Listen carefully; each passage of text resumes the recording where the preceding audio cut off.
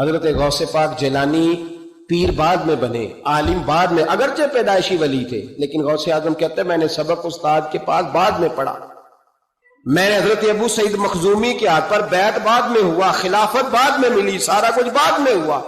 پہلے دن جب گھر سے نکلا، ابا جی میرے وصال کر گئے تھے، کہتے ہیں میری ماں نے، سید زادی نے مجھے گود میں لیا اور میرا ماتھا چوم کے کہنے لگی عبد القادر ایک وعدہ میرے ساتھ کر، زندگی میں تیری زبان سے جھوٹ نہیں نکلنا چاہیے، تیری زبان سے جھوٹ ہے۔ اور غوث پاک فرماتے ہیں جب میری ماں میرے ساتھ یہ بات کر رہی تھی تو میری ماں رو رہی تھی، رو رہی تھی۔ کبھی رو کے بھی کسی نے نصیحت کی ہے بچوں کو؟ حضرت غوث اعظم رضی اللہ تعالیٰ عنہ فرماتے ہیں مجھ پر میری ماں کی بات طاری ہو گئی، طاری ہو گئی میری ماں کی بات۔ وہ میری ماں نے آنسوؤں کے اندر لپیٹ کر جو مجھے تحفہ دیا تھا نا سچ کا، وہ میرے ذہن پر، دل پر، روح پر چھا گیا۔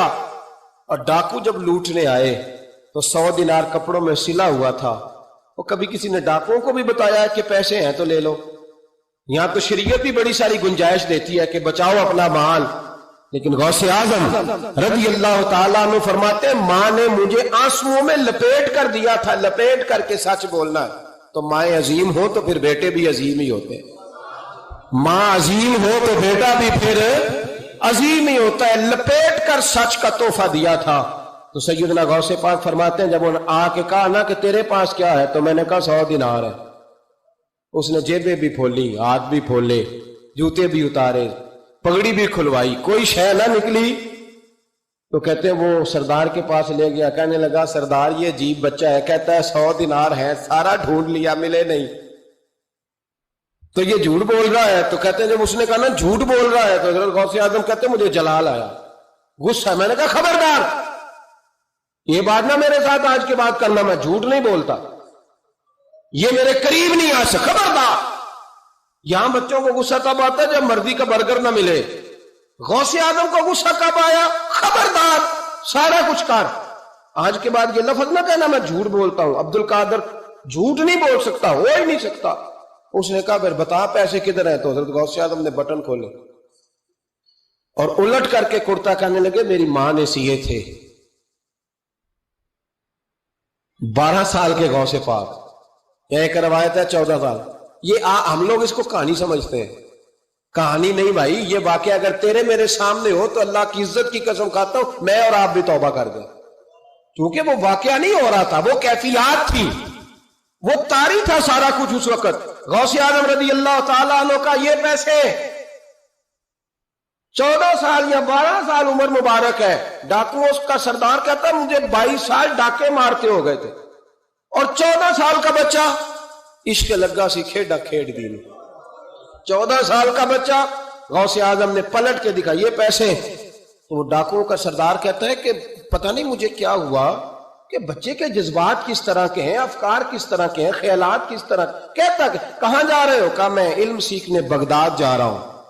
تو کہا بیٹا دنیا پیسے چھپاتی ہے، تو نے بتایا کیوں؟ تو حضرت غوث اعظم نے پیسے اتار کے پھینکے، کہنے لگے پیسے تو رکھ، میں اس لیے بتا رہا ہوں کہ ماں سے وعدہ کر کے آیا ہوں کہ سچ بولوں گا، لے پیسے تجھے دے رہا ہوں۔ ڈاکوؤں کا سردار کہتا ہے بچے کی اتنی عمر نہیں جتنے مجھے پاپ کرتے سال گزر گئے، اور اس بچے کا ماں سے کیا ہوا وعدہ مجھے بدل گیا۔ میں دوڑ کے پیچھے گیا، میں نے کہا عبد القادر مجھے بھی یار بغداد ہی لے چل۔ کہا وہاں کیا کرنا ہے؟ کہا جس استاد کے پاس تو آگے بیٹھ کے پڑھے گا میں اس کے پیچھے بیٹھ جایا کروں گا، چلو بڑھاپے میں میں بھی کو رٹا لگا کے قرآن و سنت سیکھ جاؤں گا۔ تو کہتے ہیں تجھے کیا ہوا؟ کہنے لگے عبد القادر تو ماں سے کیا ہوا وعدہ نہیں توڑتا، میں رب سے کیے ہوئے وعدے توڑ رہا ہوں، توبہ میری۔ ڈاکوؤں سے کہنے لگے جاؤ کوئی سردار اور بنا لو، مجھے تو ماں بیٹے کا رشتہ جیت گیا ہے، یہ ماں بیٹے کا رشتہ مجھے جیت کے لے گیا، میں جیت گیا ماں بیٹے کے رشتے میں، یہ مجھے فتح کر گئے، تم کوئی اور سردار بنا لو۔ تو 22-23 ڈاکو تھے، پیچھے آ کے بیٹھ کہنے لگے سردار اگر گناہ اکٹھے کیے ہیں تو نیکیوں میں اکیلا تو نہ چھوڑ۔ او بھائی ماں بیٹے کا رشتہ اور ماں بیٹے کی تربیت، تو 14 سال کا بچہ توبہ کرا جاتا ہے، پر مصیبت یہ ہے کہ ہم وہ مائیں تیار کرنے میں کامیاب نہیں ہو سکے، لیکن ہم نے سدا ناکام نہیں رہنا۔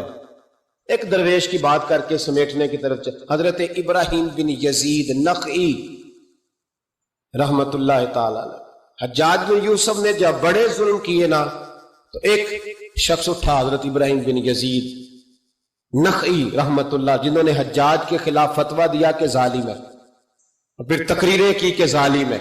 लोग समझते हैं कि उलमा की तकरीरों से क्या होता है, उलमा की तकरीरों से इनकलाब आ जाता है। आप यकीन करें, उलमा का कलम तलवार से ज्यादा काम कर दिखाता है।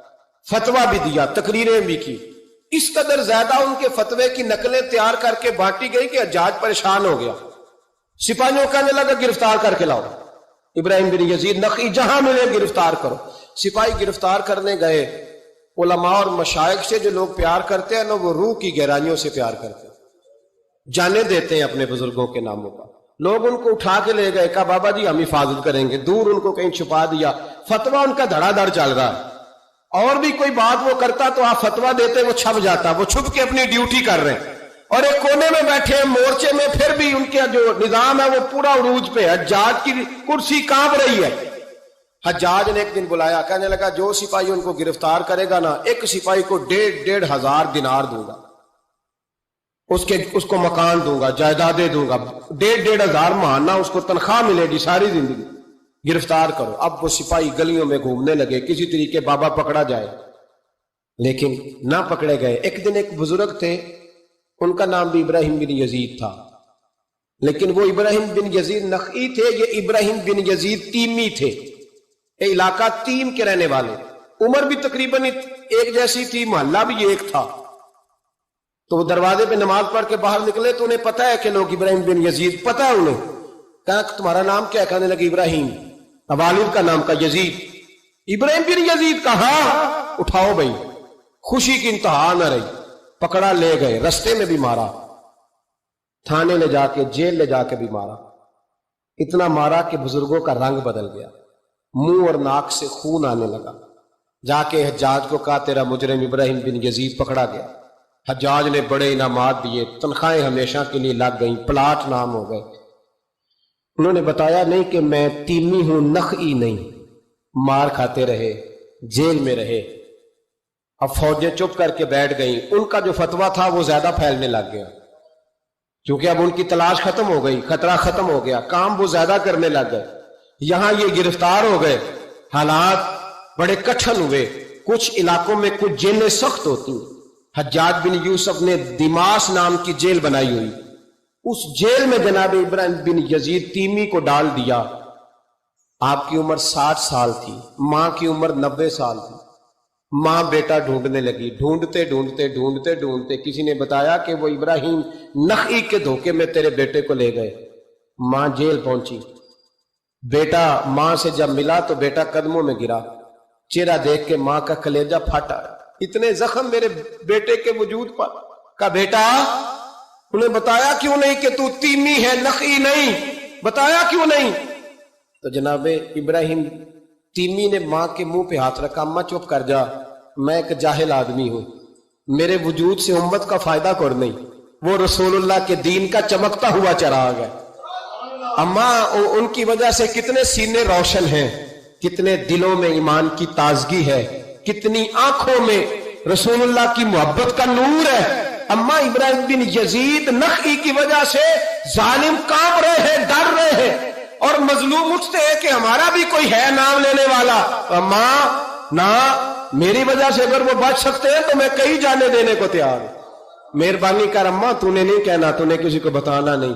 मां कहने लगी बेटा तू नबी पाक के दीन के गुलाम पर जान देने लगा? कहा हाँ। अम्मा कहने लगी फिर मैं किसी को बताऊंगी नहीं, बल्कि मैं तेरे हौसले की दुआ मांगूंगी। और मां कहने लगी बेटा, अगर कयामत के दिन अल्लाह ने मुझसे पूछा ना कि तेरे बेटे ने तेरे हक अदा किए कि नहीं किए, तो मैं कहूंगी मालिक मैं अपने बेटे से बड़ी राजी हूं, और अल्लाह मेरे बेटे को बगैर हिसाब किताब जन्नत दे, मैं तेरे लिए दुआएं मांगूंगी। मां तसल्ली दे के बेटे को घर आ गई। हजरत इब्राहिम तीमी को इतना मारा कि 3 दिन के बाद जेल में शहीद हो गए। जब वो शहीद हुए, हज्जाज बिन यूसुफ रात को ख्वाब देखता है कि आज तेरी सल्तनत में कोई जन्नती फौत हो गया, जन्नती फौत हो गया। जन्नती हज्जाज ने पूरे मुल्क में पता कराया तो कहा एक ही बंदा फौत हुआ है जो जेल में था। तो हज्जाज आए वहां। जिस वक्त हज्जाज वहां पहुंचा ना, सराहने आके मैयत के खड़ा हुआ, उसी वक्त एक ताजा फतवा आया।